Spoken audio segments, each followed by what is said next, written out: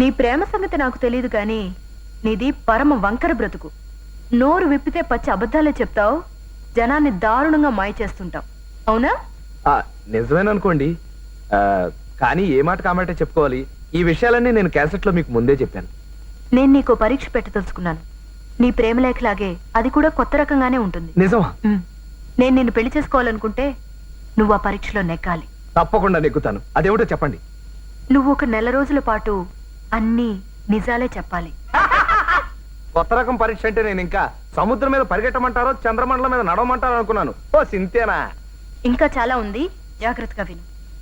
నెల రోజుల పాటు అంటే ఈ రోజు నుంచి ఏప్రిల్ 1వ తేదీ వరకు అన్ని వేళలా నువ్వు అన్ని నిజాలే చెప్పాలి. కల్లో కూడా అబద్ధం చెప్పకూడదు. నీకు కళ్ళొచ్చినా చెప్పేయాలి. అంతేకాదు, నువ్వు మనసులో ఎవరి గురించి ఏమనుకుంటున్నా లోపల దాచుకోకుండా అవన్నీ బయటికి చెప్పేయాలి.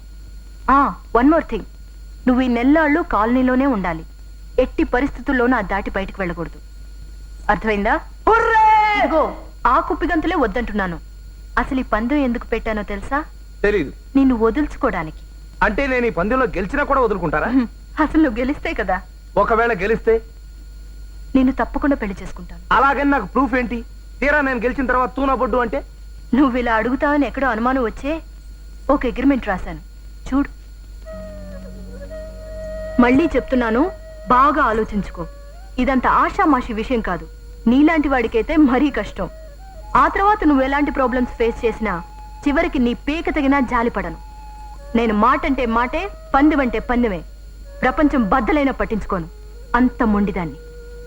ఓకే ఓకే, మీరు ఇంకేం చెప్పద్దు, నేను రెడీ. అన్నట్టు ఈ ఒప్పందం మన ఇద్దరి మధ్య ఉండాలి. నువ్వెవ్వరికీ చెప్పకూడదు. అదెలా కుదురుతుందండి? కాళ్ళెర కొట్టి పరిగెత్తమన్నట్టు. నువ్వెలాగూ ఓడిపోతావు, అది నాకు తెలుసు. నేనా పెళ్లి కావలసిన ఆడపిల్లని. రేపొద్దున నలుగురిలోనూ ఆభాస్పాలవను. ఇదిగో పైకి కిందకి 10 సార్లు చదువుకో. సరే అనుకుంటేనే సంతకం పెట్టు. ఈ క్షణం నుంచే మన అగ్రిమెంట్ అమల్లోకి వస్తుంది. ఏమండి, ఈ విషయం మీరు నాకు 10 సార్లు చెప్పక్కర్లేదు. మీరు మరీ చేతస్తాం.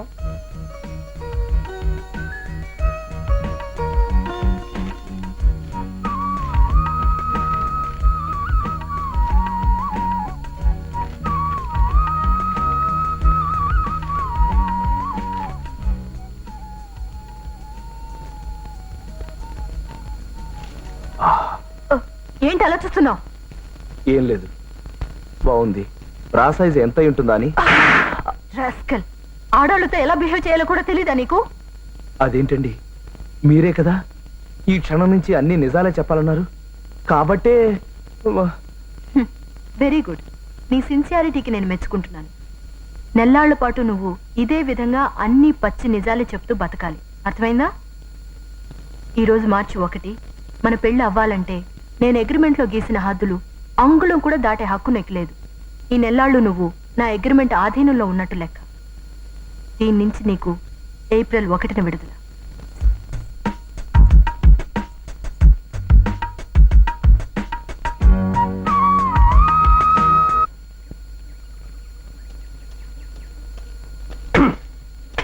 సంగతి తెలిపో. చిన్నారారు, ఏమిటి కోపంగా ఉన్నట్టున్నారు? కోపం కాక మరేంటి? నేను ఏమని చెప్పు? ఏమని చెప్పాను? రాత్రి 12ంటికి భాగ్యం ఇంటి దగ్గర అరుగు మీద నల్లదుప్పటి కప్పుకొని చూడు కుక్కలా అని అరిస్తే తలుపు తీసుకొని భాగ్యం బయటకు వస్తుంది, బయట తీసి కొనుగొడుతుంది. చెప్పావా లేదా? చెప్పాను. మరి ఏం చేసింది? ఏం చేసింది? తలుపు తీసి బయటకు వచ్చింది. వచ్చి కర్ర తీసుకొని కుక్కని మాదిరి బాధింది. బాతుంది కదా అని పరిగెట్టి పారిపోతుంటే దొంగ దొంగ నరిచింది. దొంగ నరుస్తుంది కదా అని పరిగెడుతుంటే నిజంగా దొంగనేమనుకుని ఆ రామూర్తి గడు వచ్చి కాలంలో కరాటం పెట్టాడు. ఒక్క బోర్లా పడ్డాను. నేను చిన్నారావును రా అని చెప్పేలోగా ఆ రాజన్ గడు వచ్చి పేగమే కాలేసి కసపిస తొక్కేశాడు.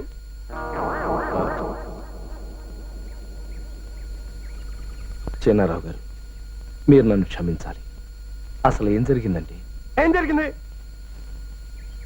భాగ్యం మిమ్మల్ని నిజంగా రమ్మనలేదు. రమ్మలేదా? మరి రమ్మందని ఎందుకు చెప్పు? మిమ్మల్ని వదిలించుకోవడానికి.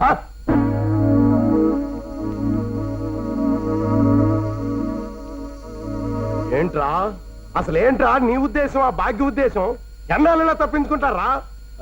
అదిగా చిన్నారావు గారు, ఎంత డబ్బుతో వచ్చేసిందిరా నా దగ్గర. పట్టు చీర ఇచ్చాను, బంగారపు గొలుసు ఇచ్చాను, పిఠాపురం సెంటు సీసా ఇచ్చాను. ఏం జరిగిందో నన్ను పూర్తిగా చెప్పను చిన్నారావు.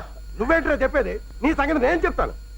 అది కాదండి, అసలు ఏం జరిగిందంటే జరగాల్సింది ఇక మీద జరుగుతుందిరా.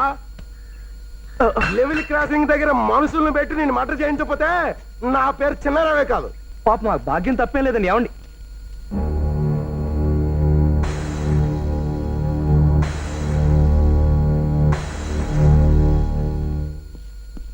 పైకి కనపడ్డు తుంచులాగా. వీడి బాబుగాడు సొమ్ములాగా 10,000 చీటీ పడేశాడు. ఇప్పుడు అడుగుతుంటే లేసు పని నిప్పేసి కండలు చూపిస్తున్నాడు. చూడండి చూడండి, దేవస్థానానికి ఫ్రీగా వదిలేసిన ఏనుగులాగా ఆ నడక వాడును. దొంగ వెధవ. ఏడిచాడు ఏ అబ్రోషదవా? ఏటో నిజమైన కంటలు అనుకుంటున్నావా? సంకల్లో సగ్గట్లేసి కట్రాయిలు కోసేసి అట్టా అట్టా అట్టా నడుస్తాడు. పైకేదో పెద్ద పైన వల్ల కనిపిస్తాడు గాని దోమలు గుట్టేసిన వాళ్ళు దొడ్డి కళ్ళును. నీకో సంగతి తెలుసా బావా? ఏటో? వాళ్ళ ఆవిడ జట్కా అహ్మద్ గారితో రోజు సెకండ్ షో సినిమాకి వెళ్ళిపోతుంటాడు. నిజమా? అయితే వాడి సొంత పెళ్ళమే వాడికి జరదన్నమాట. ఎన్నాళ్ళు అనవసరంగా మనం భయపడ్డామే. అయితే లొసుగు దొరికిపోయింది. ఒరే కొండబాబా, వస్తున్నాడు బావా. తొందరపడి పిలిచానా? ట్రబుల్ అయిపోతానండి. ఏంటి నా పేరు ఏదో బయటపడింది ఏంటి? అబ్బే అబ్బే ఏం లేదు బావా.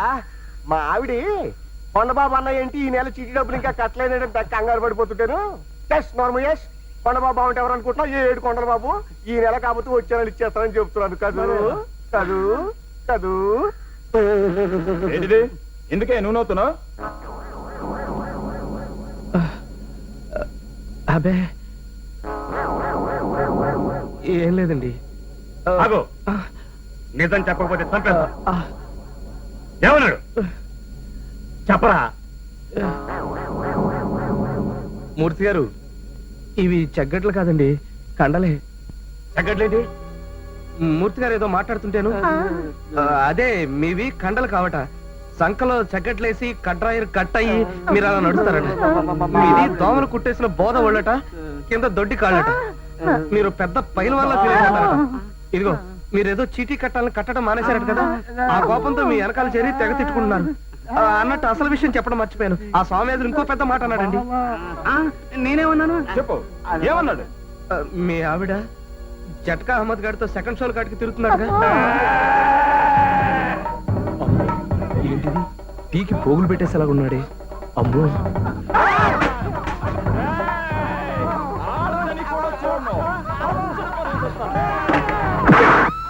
పగలు పడుకోనుడు, రాత్రి పడుకోనుడు, అన్ని వాళ్ళ అమ్మ పోలికలే.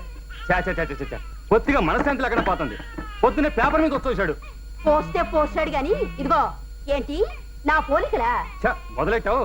ఏమండి రాజన్ గారు, మీరు చెప్పండి.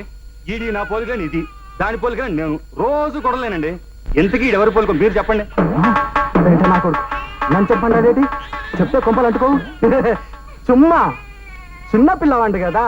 ఎడే చుమ్మా ఎరప్ప.